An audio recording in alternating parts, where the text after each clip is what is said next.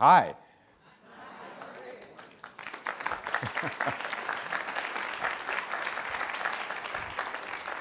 I am not President Clinton.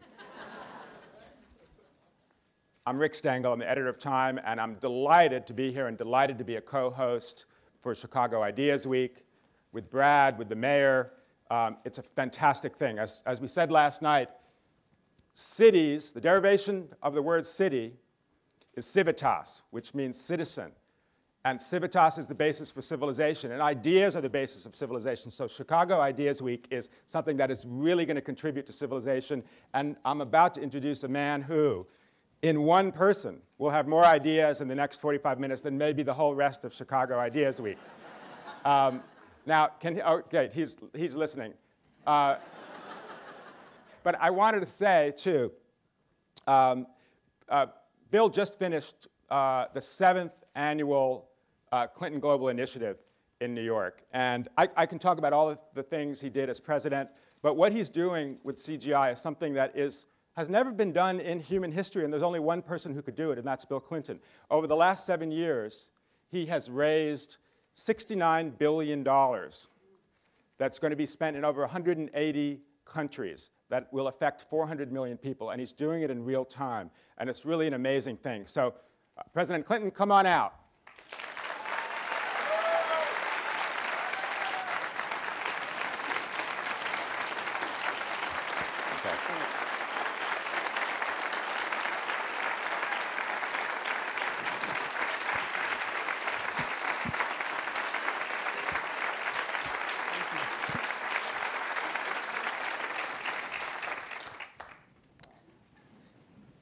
Nice room. Very nice room.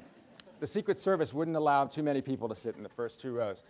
Thank you for doing this on your anniversary, where you have no free time now to work on the book that you have coming out in just a few weeks. It's called Back to Work. So tell us a little bit about what you're going to say in the book, how you can affect the economy now, and what advice there is in there for President Obama. He can do this, I assure you. Okay. Well, first, let me back up and say, I never, when I left the White House, thought I would ever write a book like this.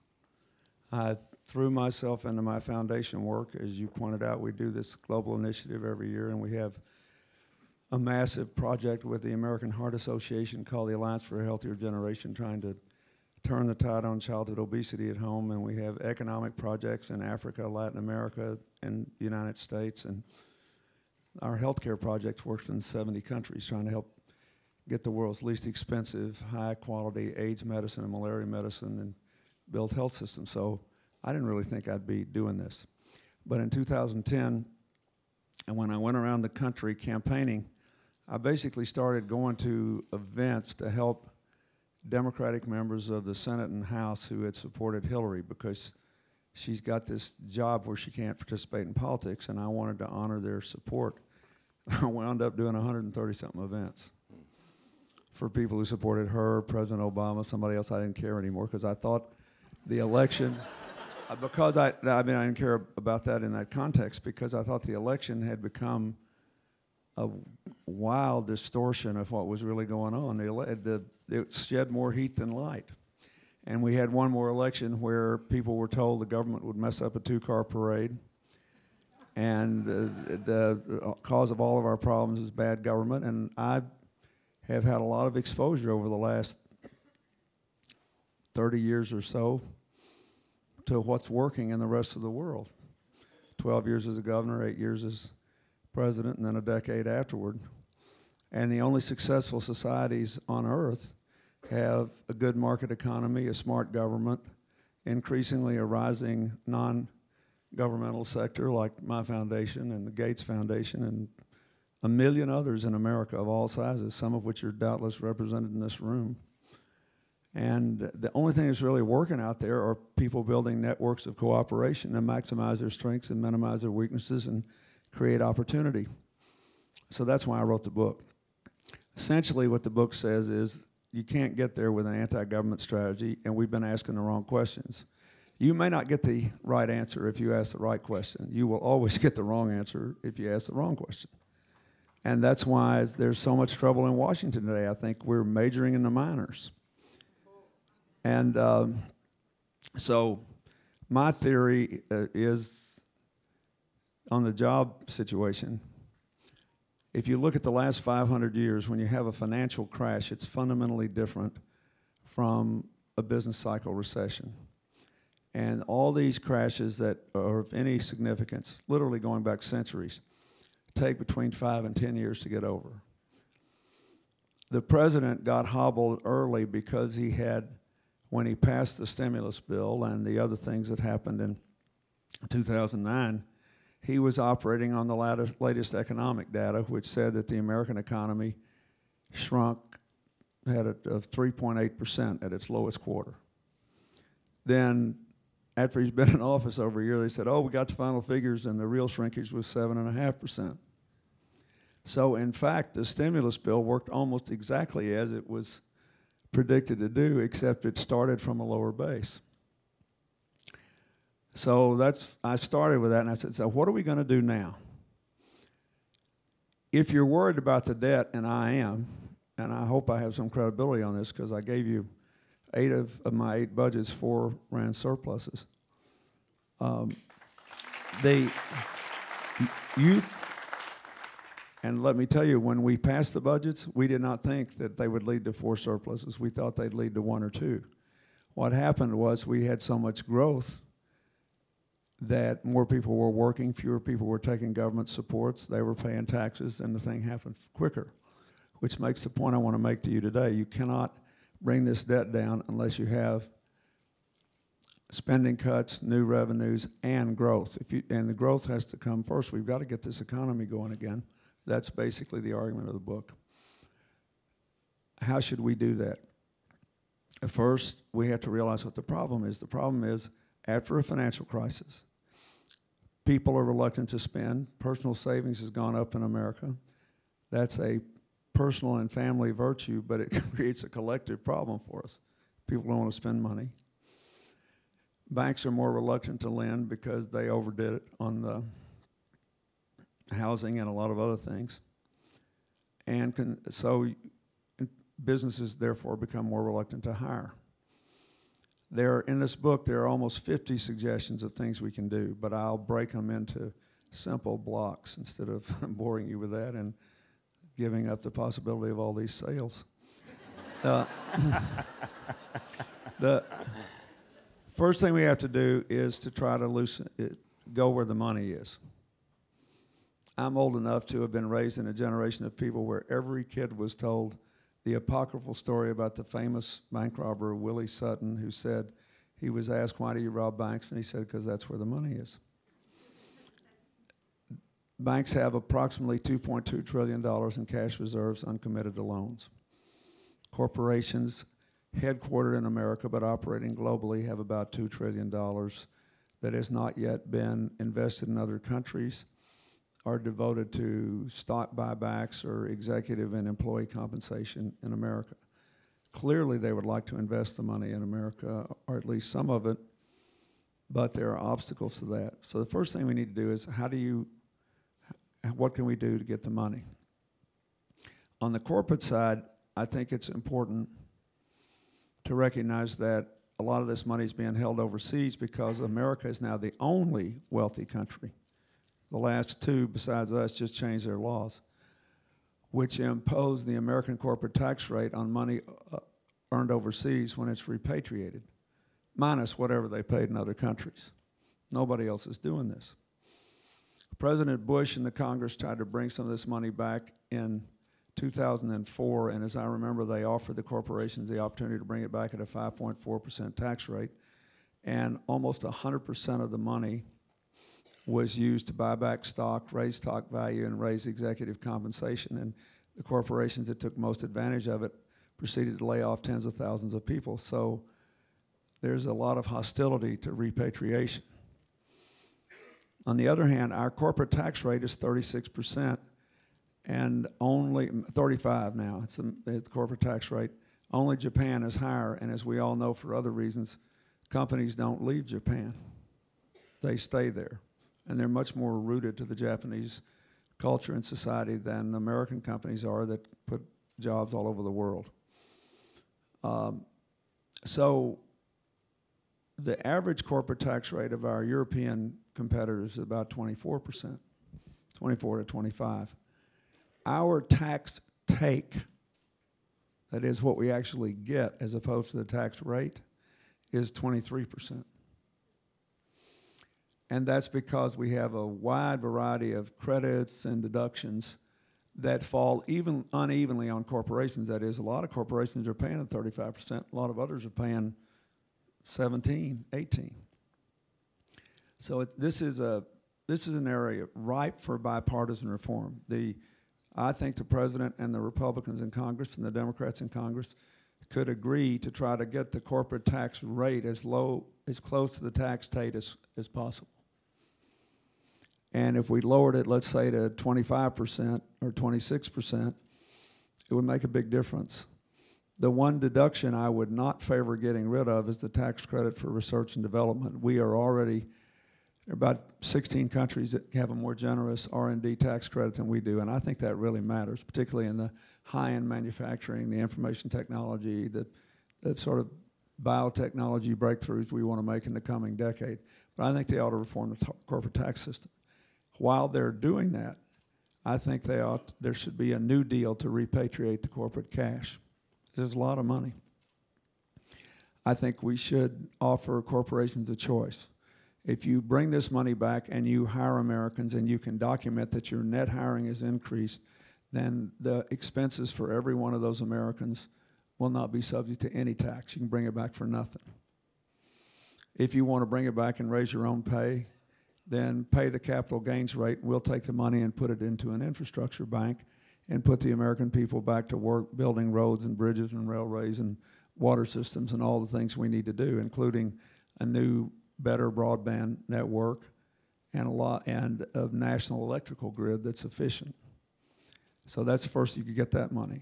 On the bank money, I think it's a pretty simple, straightforward deal. We had to save the financial system, and we did, at a cost far lower than most Americans realize. The TARP program eventually cost us about $419 billion. It was authorized at $700 billion, then Congress lowered it to $475.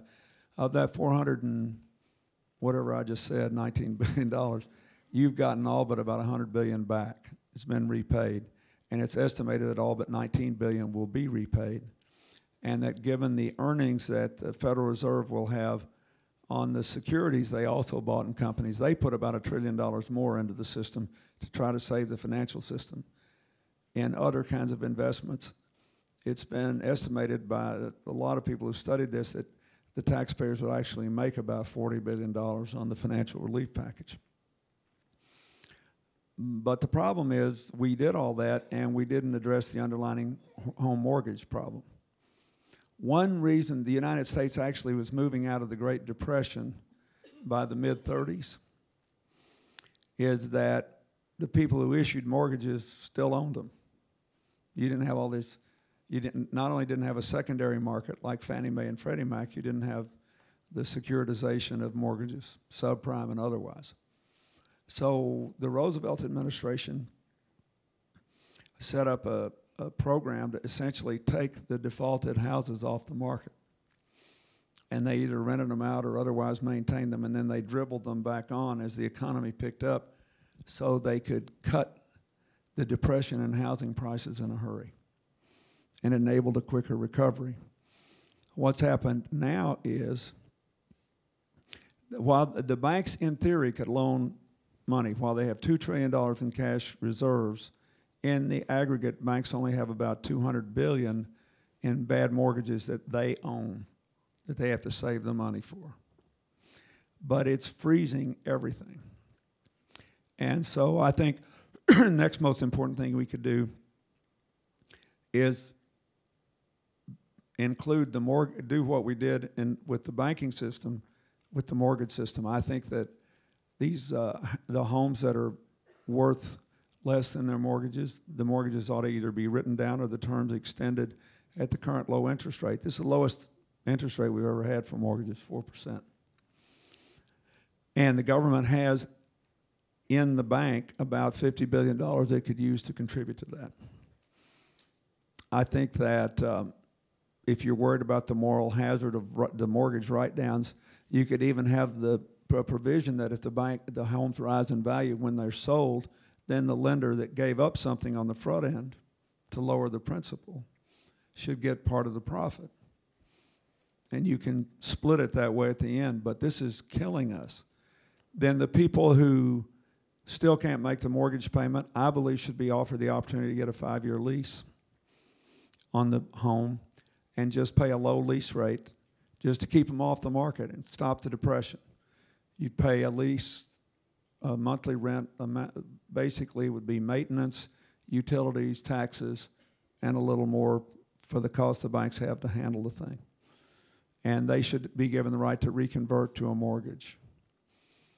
Or the alternative proposed by Professor Rogoff at Harvard is to let the banks convert a debt, which looks like a bad loan on their books, convert it to an equity interest in the home and have the bank jointly own the home with the homeowner until the market picks up.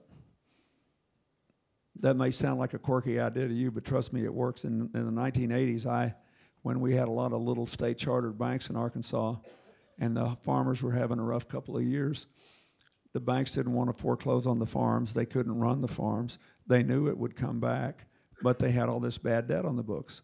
So we allowed them to do that and gave the farmers an absolute buyback right when they could pay the loans back. That's a good idea. And I think we ought to do that. And finally, Fannie Mae and Freddie Mac own a lot of the already foreclosed on mortgages, and they're dumping $10,000 or $12,000 on the market every month.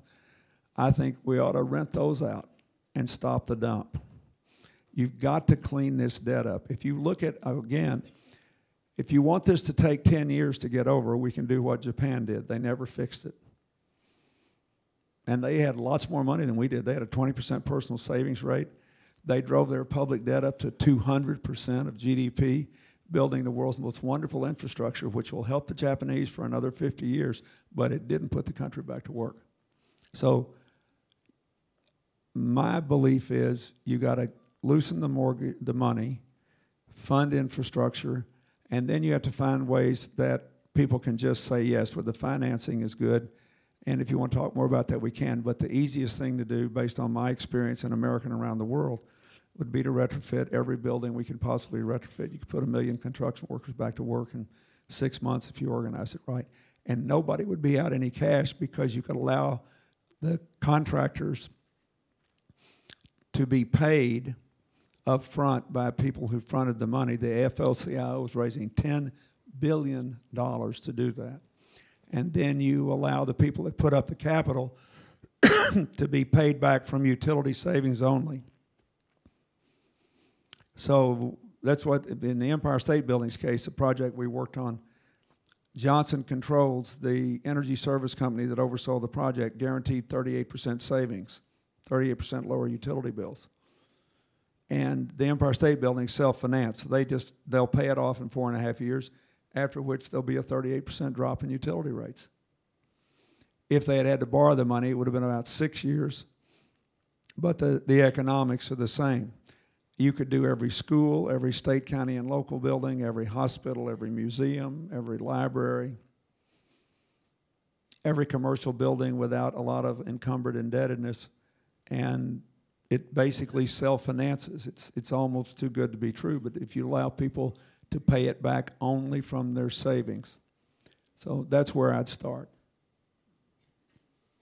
But if you don't care if we return to a full unemployment economy, you can do all this stuff and not fix the mortgage crisis. I just don't believe there's any way we can get back to a full employment economy unless we deal with the mortgage crisis. And right now, the biggest obstacle, believe it or not, is the now federalized Fannie Mae and Freddie Mac. They got $140 billion of your money to keep from going under because of their improvident previous practices. And now the guy running it says, but my statutory mandate is to conserve our assets. So if I allow all these mortgage write-downs, I'm violating my mandate. It's true. It would cost them essentially $12 billion a year in payments to do an aggressive write-down program. Here's the deal. If 5% of their homes go under, it'll cost them $90 billion or 7.5 years of this. And the current system is driving down the value of all the housing stock. So I think we have to do this. And if we don't, we're going to pay a terrible price.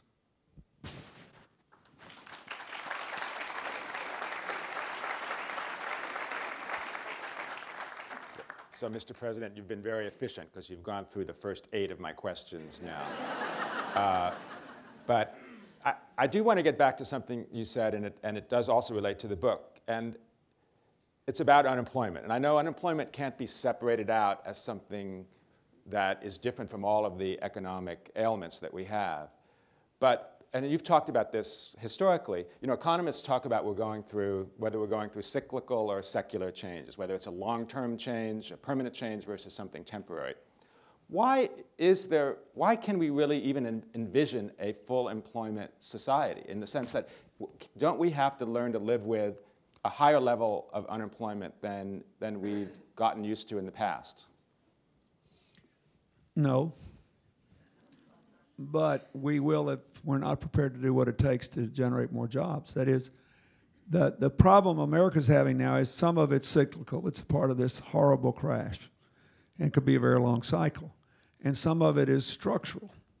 That is, we made a decision, let's say when the Germans decided that they were going to stay a manufacturing country, and they would have more and more of their GDP tied to exports, 46% as compared with 13% here.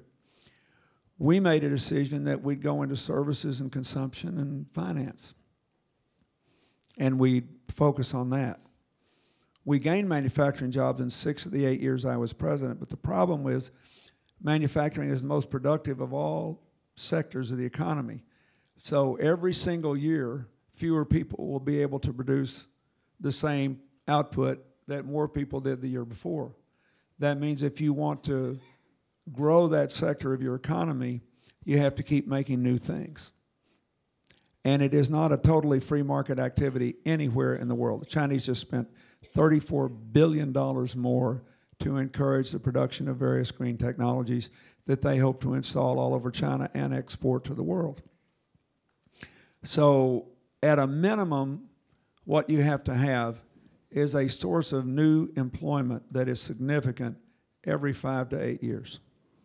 When I was president, my great good fortune was that information technology moved out of Silicon Valley and Route 128 in Massachusetts and the video companies in Texas and the exchange companies around the DC area into every aspect of American life, and we just tried to accelerate it. We did everything we could. So in the 90s, it was 8% of total employment, IT was, but 20% plus of job growth and more than 25% of America's income growth.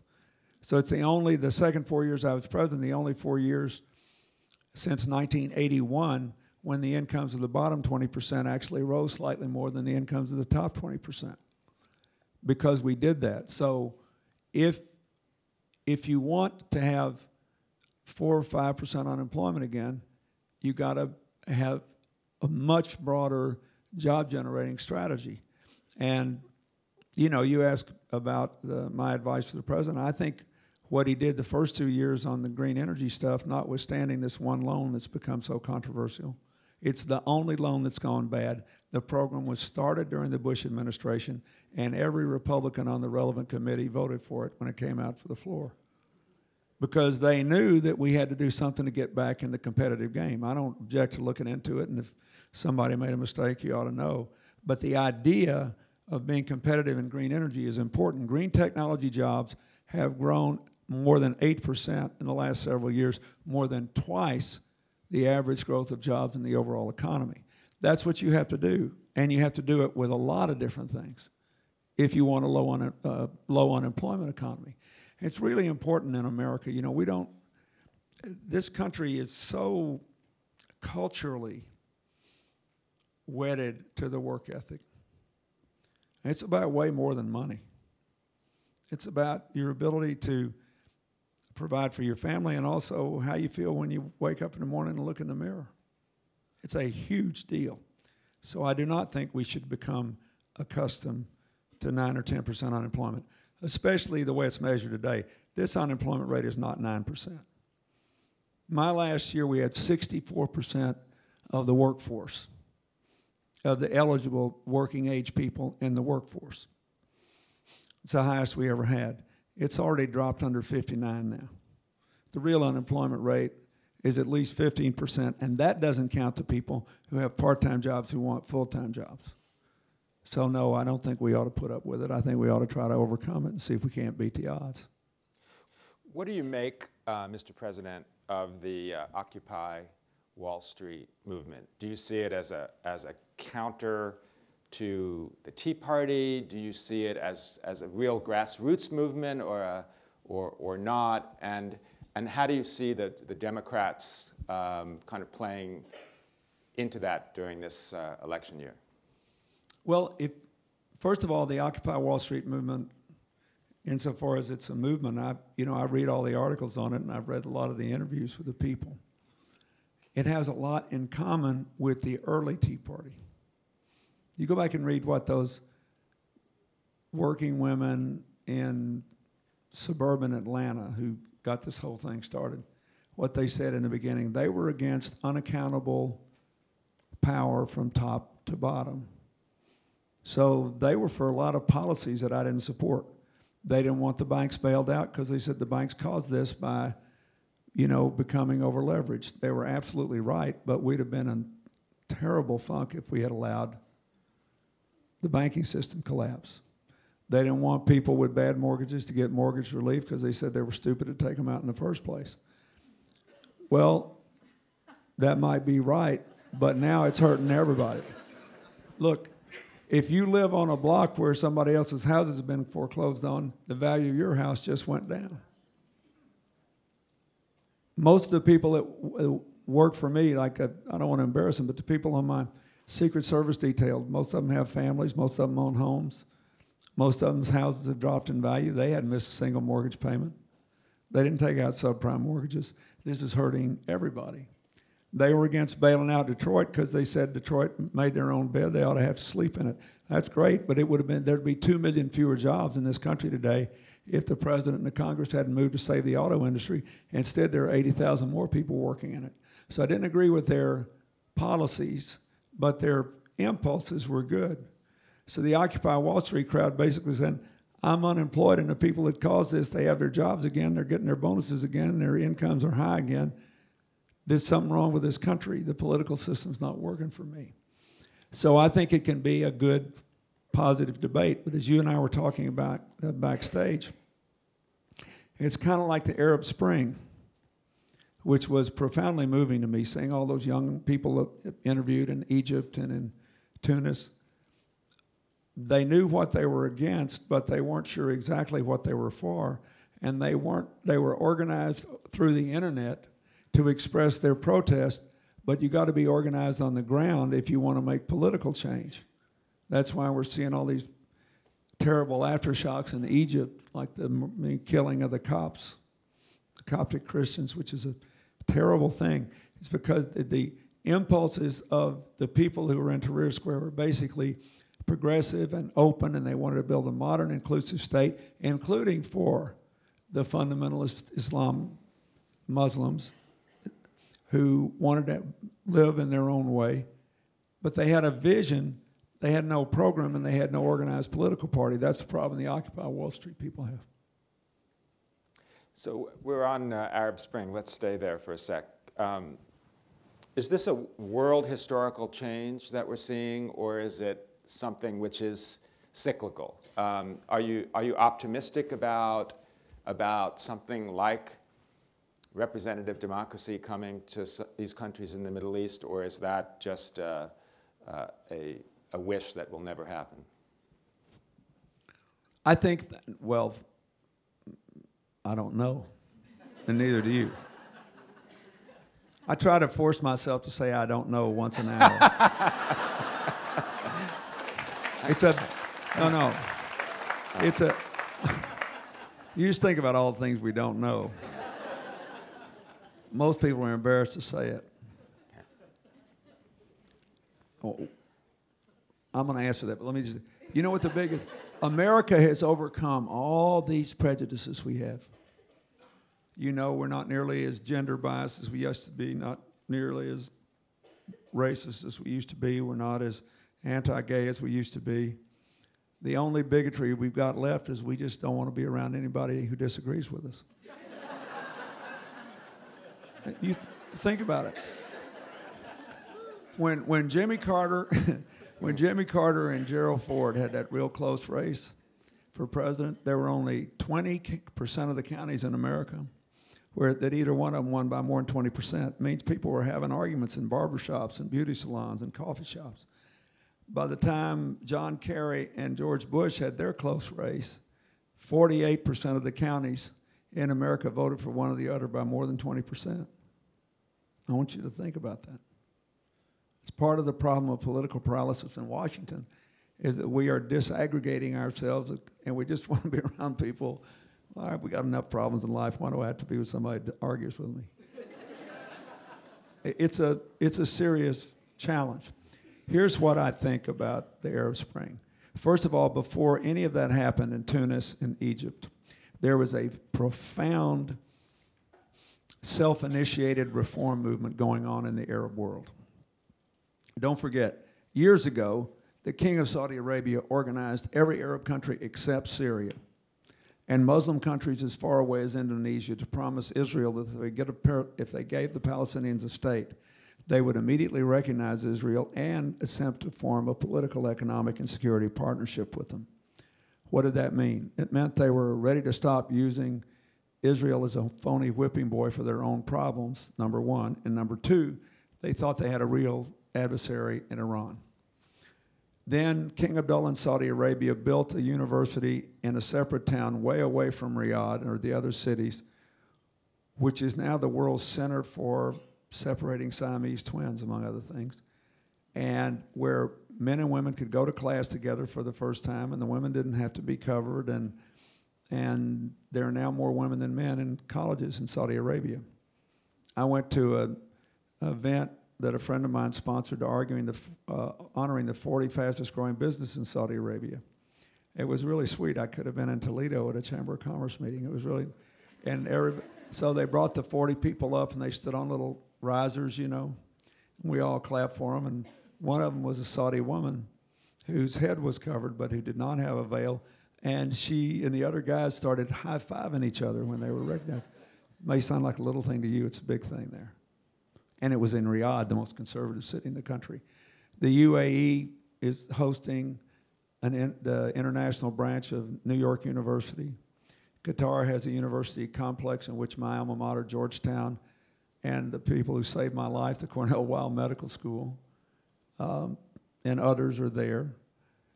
They are modernizing the Middle East, and this can be a part of it.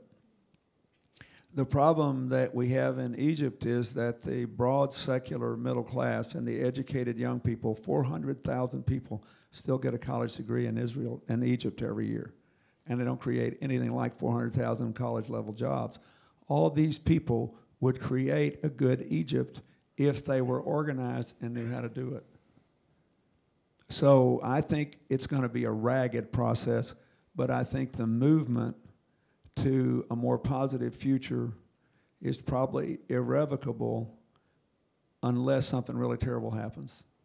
You know, Iran goes to war with somebody, a lot of people die. This peace process is allowed to die on the vine, and then that gives rise to extremist political influences in various countries. But it's real. This modernization movement is real. And basically extremely hopeful. The Bahrainis, which have had all this trouble, you know, because of basically the ruling family is Sunni, and 60% or more of the country is Shia. And the Iranians are always trying to stir it up, and then there are legitimate political questions there. But before all this happened, they were the first country in the world to make economic policy with a group that was totally transparent and public, 50% government, 50% private sector, women fully represented. They mandated greater representation for women in their political process. Same thing's happening in Kuwait. It may look glacially slow to you, but it's real and it's different, and we just have to keep pushing it in the right direction and hope for the best. So speaking of hoping for the best and going back to the beginning of your answer, you talked about how divided America is, and you gave the statistics from those two elections. Aren't there some structural reasons for this, that gerrymandering of congressional districts where, as we all know, they tend to go, there's a big tipping point and they go in one direction or another, and that's how legislators want it. What would you do structurally to try to bring the country closer together and not be so polarized? I mean, as you know, the political scientists who say that we're not, particularly on social issues, we're not deeply divided, we're narrowly divided. But so much in the system makes those divisions seem bigger than they are. Yeah, you can get 65% agreement on a lot of the things that we need to do as a country. But that 65% doesn't show up and vote that way on election day. Part of it, I think, is it would be good if the congressional districts were less gerrymandered to be politically favorable to incumbents, whether they're Republicans or Democrats. We started it with the best of motives. We tried to guarantee that there would be adequate minority representation, first for African Americans and then principally for Hispanics over the last several decades. It would be good if the Supreme Court hadn't decided the Citizens United case the way it did, which said basically that your constitutional right included the right to have a louder microphone than the other fellow if you had more money. And that corporations were really just people after all. And so they were entitled to individual rights. I was raised to believe corporations were creatures of the state that received special privileges because they were serving the economy, but they had certain responsibilities. That's not what this Supreme Court thinks. One guy in Virginia, who I make full disclosure is a Democrat, started a high-tech IT company. And after the Citizens United case saying corporations had the same rights as individuals, he tried to file his company for Congress. And I thought it was a heck of an argument. He said, what's the difference? He said, you just said I'm not subject to any of the restraints that normally can be put on business. And if you elect my company to Congress, it'll be the first member of Congress ever to give 24/7 constituent service. All day, every day, we'll be solving problems. But I think that would help. I also think it would help if we could, these debates don't exactly work, but if we've got to somehow reconnect people to their political leaders, because most congressmen will tell you that organized efforts trump disorganized efforts. And the most disturbing thing to me is after decades of increasing the franchise. It's really been what America was all about, right? When our country started, you couldn't vote unless you were a white male property owner. And we've worked and worked and worked. More has been done since the 2010 elections to reverse the expansion of franchise than at any time since I was a teenager and the poll tax was abolished. In 14 states, 19 laws and 2 executive orders have put more than 5 million people at risk of not being able to vote.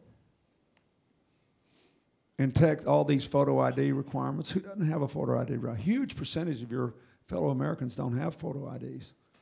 They're old, they're disabled, they're black, they're brown, they're low-income working people. And all this that they're doing it for voter fraud is the biggest load of hooey I ever saw. In Kansas, the Republican official overseeing said that in 9 years, they've identified 227 cases of voter fraud. 9 years. One of them included a parent who tried to vote for her child because her child couldn't get back to the state on election day. There's efforts to keep college kids from voting. There are efforts to to cut the advanced voting down because lower income working people are more likely to do it. There's a blatant effort in Florida just to stop black churches from ferrying people to the polls on Sunday before the election, which is part of the advanced voting.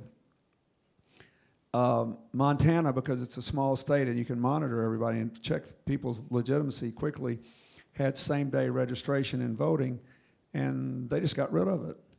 But I like Montana because people are honest there, and it's the only place in the country where the Republican that was pushing it said, this is not complicated. Our senator, Democratic Senator John Tester, who's got a crew cut and lost some of his fingers farming, I mean, he's as American as apple pie, but they said all the surveys show he got a 4% advantage on the same-day registration electorate, and he won by 1%. So if we get rid of those 4%, we'll beat him next time. I mean, maybe that's okay, but it's not democratic, and it's deeply troubling. Somehow we have to get comfortable with being with people we disagree with and working through these things again. This is a time for thinking, and all this hyperventilating and name-calling and everything, it's highly destructive. So the Senate could change some of its rules. They're trying to work through that now. There are lots of things that can be done that would give us a more representative democracy, but the American people have got to own some of this too. For example, I think the reason Republicans won in 2010 is we always have a debate with each other about government. We don't want too much government, but we want enough. And where the dividing line is typically divides liberals and conservatives. And we're all over the map on that now. So what people normally do is to say, okay, whoever's got the White House will give the other party the Congress. They'll have to work together and then work it out. But as our politics have gotten more polarized, what that's done is lead to paralysis. And if you want to change, you're going to all have to change it. You're going to have to demand it. You're going to have to work for it. And you're going to have to reach out to people to try to create a climate in which you don't get beat. I'm going to see a guy in a few days who gave me unshirted hell when I was president, named Bob Inglis. He's a congressman from South Carolina. And he served a few terms and then quit because he promised to serve 3 terms in the first anti-government Congress, the Gingrich Congress. Then he got elected again. He was defeated in the primary in 2010 for 2 reasons. Republican primary in South Carolina. He had an impeccable conservative voting record because he believed global warming was real, the evidence pointing in that direction. Obviously, he can't be in Congress if he believes it's real. And because he was in a terrible accident and he suffered, he was hurt. And many of his Democratic colleagues went out of their way to check on him and be nice to him and try to be helpful to him. And he had this epiphany that he didn't have to hate people to disagree with them. And he said that. He said we got in. That was a real non-starter. He was totally disqualified from serving in Congress in the Republican primary. Senator Bennett from Utah was defeated in the primary because he voted for the TARP program. But if we hadn't kept the financial system from collapsing, we wouldn't be having this meeting today because Time Magazine couldn't afford the plane ticket to send Rick from New York to Chicago to have this meeting. So I'm just telling you, we got to get off our high horse here and start thinking again, and we got to be willing to do this together. If we do, the problems, though severe, are eminently solvable. We only have a little more time, and speaking of Time Magazine, Steve Jobs is on our cover this week, and I know you knew him for a long time. And what I'd like to ask you about him is not about technology, but about leadership. What does Steve Jobs tell us about leadership in the 21st century? I mean, he was famously decisive about what he wanted. He wasn't inclusive in decision-making. What can we learn from that? I'm not describing it very well, I'm afraid, but what can we learn from that for both the private sector, and can something like that work in government and the public sector? Well, first I have to make full disclosure. Jobs, I considered him a friend of mine. even though we never did much politically. His major philanthropic efforts were to support his wife's remarkable programs in East Palo Alto. She's a wonderful woman. But when my daughter was at Stanford, he got in touch with me and said, it's hard to travel to see your child when you're president. I got a place out in the country. You and Hillary can stay there and bring Chelsea and her friends there anytime you want to. He gave me a priceless gift, the opportunity to see my child while I was still a very public figure. And so I'm highly biased in his favor. Plus, even I can work an iPad and an iPhone. But I had breakfast with him 4 days before the first iPhones came on the market, and he gave me a couple. God, he was like a kid with a new toy. The other thing is I watched him fight this illness. I don't think that his leadership style would work very well for a political leader, because you have to be somewhat more inclusive and you got to check more boxes, and you don't have the same amount of authority without checks. But he was decisive, but look at the pattern of his life. He also spent years in sort of a lacunae almost. He was always thinking, and when he came out and looked decisive, it wasn't like there was a new idea every day. You know, he really worked. He was a very determined man who had about it the most intense powers of concentration I ever saw. And when he got sick, he got better. You know, it's ridiculous if you look at the normal odds that he lived as long as he did. And he worshipped his family. But he was very much clear-eyed. I talked to him not long before he died. And I went out to see him a couple of months before he died. I was in California, and I asked if I could come up and see him. We had a great talk. The last time I talked to him, he said, you know, this cancer I have is very clever. I mean, really been thinking, he says, very clever. And he said, I have beaten it back repeatedly, but I have fired all my ammunition, and it keeps coming up with new ways to attack me. I'm not sure I got any more weapons left, but I've had a good time trying to beat it. I mean, I say that to you to say the most important thing that I learned from watching him is he figured out what he was good at, where his gift was, and he nourished his gift. Every one of you are good at something. And most people are happiest doing what they're best at. So the other thing is he had a sack full of guts. Once he decided what he was trying to do, he was undeterred. And the way he handled his illness and managed to create space for Apple and all those creative things he did at the end of his life, and space for his family, and did it all with courage and deliberation, with absolutely clear-eyed, was a sight to behold. I mean, so that's my advice. Nourish your gift and don't quit. Wow.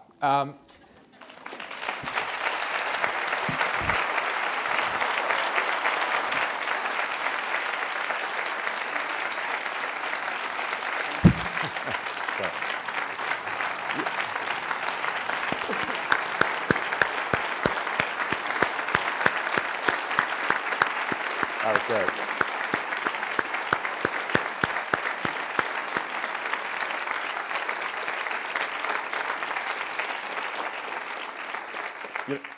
You know, the bar is always very high with President Clinton, and in my experience, he never fails to get above the bar in a way that's amazing and extraordinary. And you really had, and this is my favorite thing, and I've been able to do this a few times, you've just visited the most interesting place in the universe, which is Bill Clinton's mind. Thank you so much.